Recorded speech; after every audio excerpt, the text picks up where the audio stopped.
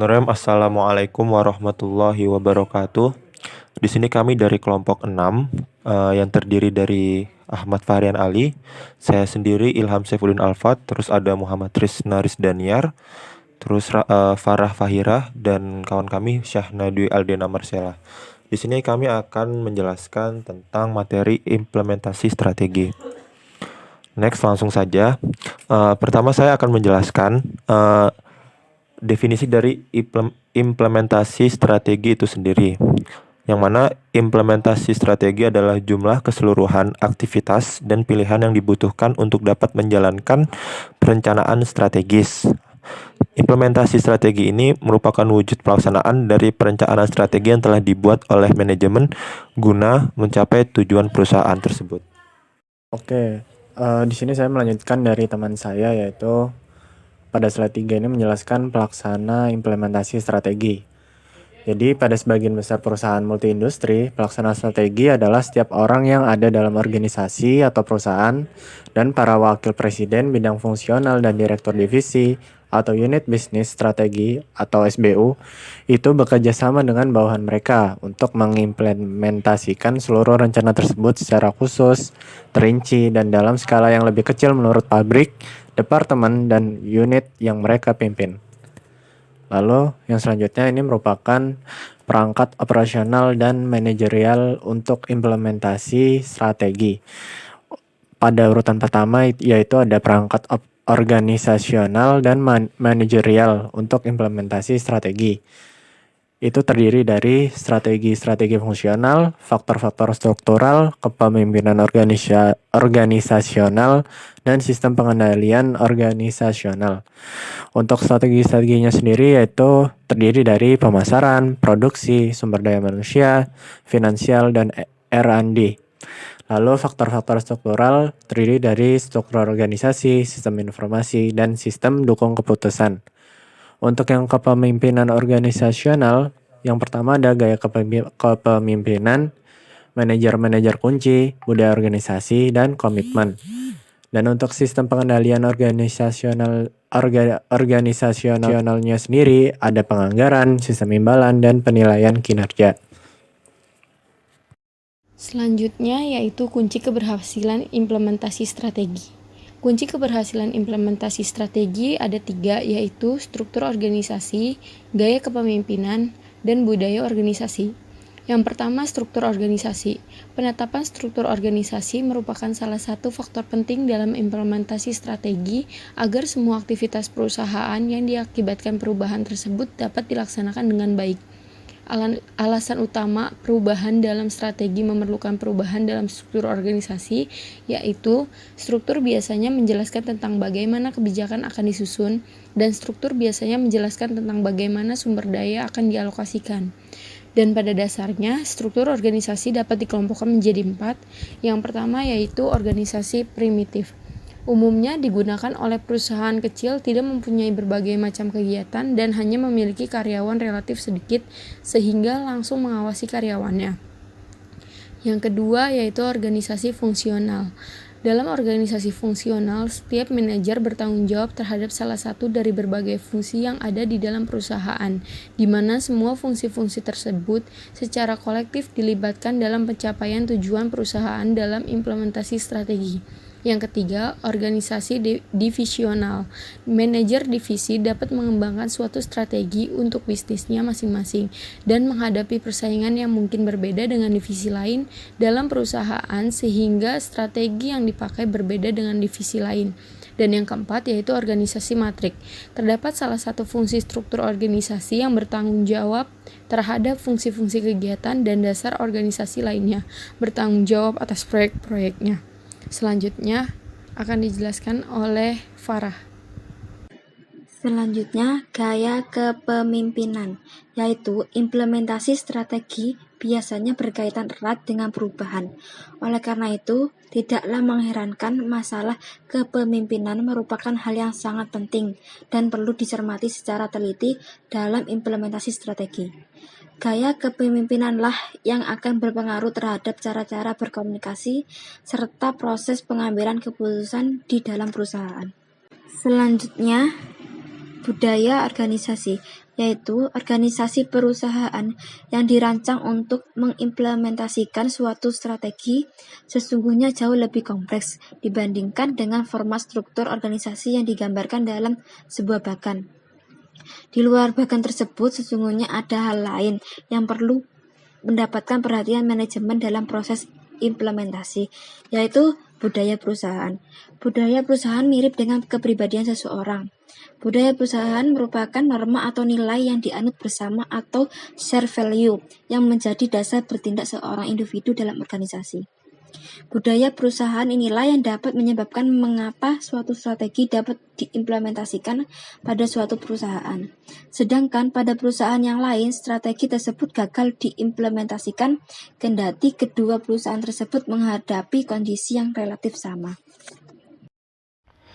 Bismillahirrahmanirrahim. Saya Ahmad Farhan Ali akan menjelaskan slide 10, yaitu proses implementasi strategi. Untuk melakukan implementasi strategi dengan baik, Citro dan Peter di sini membagi proses implementasi strategi menjadi 5 bagian. Yang pertama adalah menganalisis perubahan. Ketika kita membicarakan perubahan, ada banyak aspek yang memicu perubahan, baik yang berasal dari internal maupun eksternal perusahaan. Dalam hal ini, perusahaan harus menganalisis perubahan yang akan terjadi seandainya formulasi strategi yang telah disepakati bersama itu diimplementasikan. Melalui analisis perusahaan ini memperhitungkan secara rinci seberapa besar perusahaan akan berubah. Apakah secara sangat sederhana di mana tidak ada perubahan strategi yang signifikan sampai kepada perubahan yang sangat kompleks, misalnya merubah visi perusahaan. Perubahan strategi di sini dapat diklasifikasikan dalam 5 level perubahan, yaitu dalam 5 level perubahan ini, yang pertama adalah continuation, routine change, limited change, radical change, dan organizational redirection. Yang pertama, continuation, yaitu terjadi karena perusahaan mengulang strategi yang sama dengan strategi yang digunakan pada periode sebelumnya. Karena strategi ini pernah dilakukan sebelumnya, maka tidak banyak membutuhkan kemampuan atau aktivitas yang baru. Bahkan melalui pengalaman sebelumnya akan membuat perusahaan itu pun beroperasi lebih efisien. Yang B adalah routine change, yaitu perubahan dilakukan oleh perusahaan untuk meningkatkan daya tarik pasarnya agar konsumen lebih terpikat dalam strategi ini. Biasanya perusahaan melakukan perubahan daya tarik dari iklannya, kemasan, harga, metode distribusi, dan sebagainya. Jadi dalam hal ini, perubahan yang dilakukan bukanlah perubahan yang signifikan sebab perusahaan masih menekuni industri yang sama dan format organisasinya pun tidak berubah. Yang C adalah limited change. Perubahan ini dilakukan karena perusahaan menawarkan produk baru pada pasar yang baru. Dalam hal ini, kendati perusahaan masih beroperasi dalam industri yang sama, namun akibat perubahan produk baru tersebut, maka format organisasi pun akan mengalami perubahan. Yang D adalah radical change. Dalam hal ini, perusahaan melakukan suatu strategi yang cukup mendasar sehingga perusahaan memandang perlu dilakukannya reorganisasi secara besar-besaran. Jenis perubahan ini biasanya dilakukan ketika perusahaan melakukan merger atau akuisisi, namun masih dalam industri yang sama. Yang E adalah organizational redirection. Dalam hal ini, perusahaan melakukan perubahan orientasi sedemikian rupa sehingga mengubah industri yang dimasuki, merubah misi dan keahlian, dan sebagainya. Selanjutnya nomor 2 dari proses implementasi strategi, yaitu menganalisis struktur organisasi. Proses dalam menganalisis struktur organisasi, perubahan strategi, perusahaan mungkin akan membutuhkan beberapa perubahan dalam organisasi dan juga keahlian yang dibutuhkan pada posisi-posisi tertentu.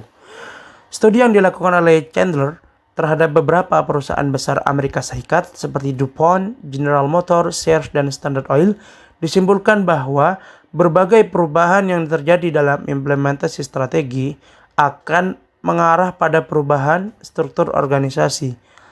Berbagai penelitian juga menunjukkan bahwa struktur organisasi yang baik adalah struktur organisasi yang sesuai dengan strategi. Dengan kata lain, struktur organisasi mengikuti strategi.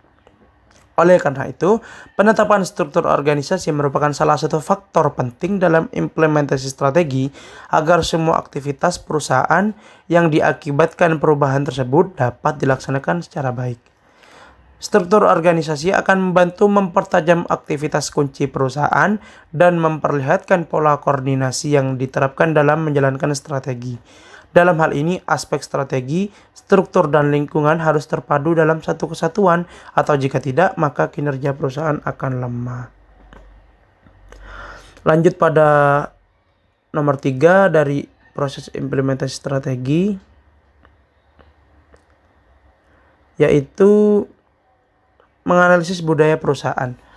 Organisasi perusahaan yang dirancang untuk mengimplementasikan suatu strategi sesungguhnya jauh lebih kompleks dibandingkan dengan format struktur organisasi yang digambarkan dalam sebuah bagan. Sesungguhnya ada hal lain yang sangat perlu mendapat perhatian manajemen dalam proses implementasi, yaitu budaya perusahaan. Budaya perusahaan ini mirip dengan kepribadian seseorang. Budaya perusahaan merupakan norma atau nilai yang dianut bersama yang menjadi dasar bertindak seorang individu dalam organisasi. Budaya perusahaan inilah yang dapat menyebabkan mengapa suatu strategi dapat diimplementasikan pada suatu perusahaan. Sedangkan pada perusahaan yang lain, strategi tersebut gagal diimplementasikan kendati kedua perusahaan tersebut menghadapi kondisi yang relatif sama. Makin banyak anggota yang menerima nilai-nilai inti yang dianut perusahaan dan merasa sangat terikat kepadanya, maka akan semakin kuat budaya tersebut. Karena budaya perusahaan ini mempunyai pengaruh kuat terhadap perilaku seluruh pegawai, maka budaya perusahaan juga berpengaruh besar dalam mempengaruhi kemampuan perusahaan dalam mengubah arah strateginya. Lalu pada poin keempat, yaitu menganalisis gaya kepemimpinan. Implementasi strategi biasanya berkaitan erat dengan perubahan. Oleh karena itu, tidaklah mengherankan masalah kepemimpinan merupakan hal yang sangat penting dan perlu dicermati secara teliti dalam implementasi strategi. Gaya kepemimpinanlah yang akan berpengaruh terhadap cara-cara berkomunikasi serta proses pengambilan keputusan di dalam perusahaan, di mana semua itu nantinya akan bermuara pada bentuk budaya perusahaan. Untuk poin yang kelima, yaitu implementasi dan evaluasi strategi. Tahap implementasi dan evaluasi strategi ini merupakan tahap akhir dalam implementasi strategi. Dalam tahap ini, manajemen sudah harus mempunyai gagasan yang jelas mengenai tingkat perubahan yang diinginkan, baik menyangkut struktur organisasi, budaya perusahaan, maupun gaya kepemimpinan. Di sini Thomas V. Bonoma dalam Hari Purnomo dan Zulkifli Mansyah tahun 1999 untuk melakukan tahap implementasi dan evaluasi strategi dengan baik dan berhasil, manajemen perusahaan perlu terbiasa dan membiarkan diri dengan 4 jenis keahlian dasar. Yang pertama adalah kemampuan berinteraksi, kemampuan mengalokasi, kemampuan memonitoring, dan yang terakhir adalah kemampuan mengorganisasikan. Sekian dari saya. Assalamualaikum warahmatullahi wabarakatuh.